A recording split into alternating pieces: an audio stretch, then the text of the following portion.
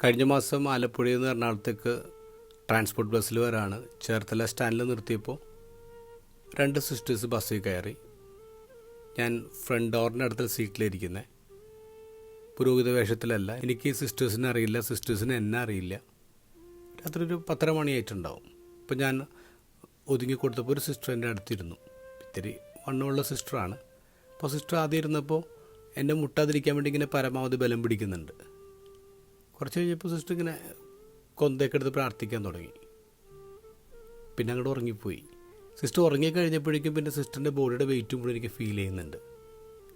കുറച്ച് കഴിഞ്ഞപ്പോൾ സിസ്റ്റർ എൻ്റെ തോളിൽ തല ചായച്ച് കിടന്ന് ഉറങ്ങുകയാണ്. വളരെ ശാന്തമായിട്ട് ഉറങ്ങുകയാണ്. ഉയരപ്പാതയുടെ ജോലി നടക്കുന്നുണ്ട്, റോഡ് മോശമാണ്, നല്ല ചാറ്റൽ മഴയുണ്ട്. പക്ഷേ ഇതൊന്നും സിസ്റ്ററിനെ ബാധിക്കുന്നില്ല.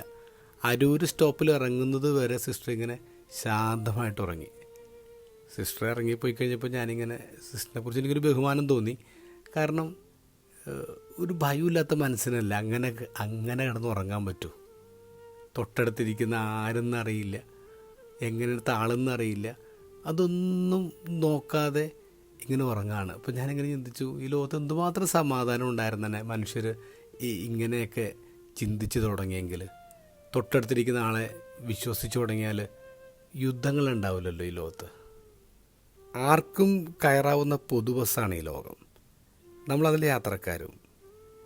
ഒരു സ്റ്റോപ്പിൽ നിന്ന് കയറുന്നു, വേറെ സ്റ്റോപ്പിൽ ഇറങ്ങുന്നു. എന്തായാലും നമ്മൾ ഇറങ്ങണം. പക്ഷേ ഇറങ്ങും വരെ സമാധാനത്തോടെ ഉറങ്ങാൻ കഴിയണമെങ്കിൽ തൊട്ടടുത്തിരിക്കുന്ന ആളുടെ ഭാഷയോ ജാതിയോ ജെൻഡറോ ഒന്നും നോക്കണ്ട.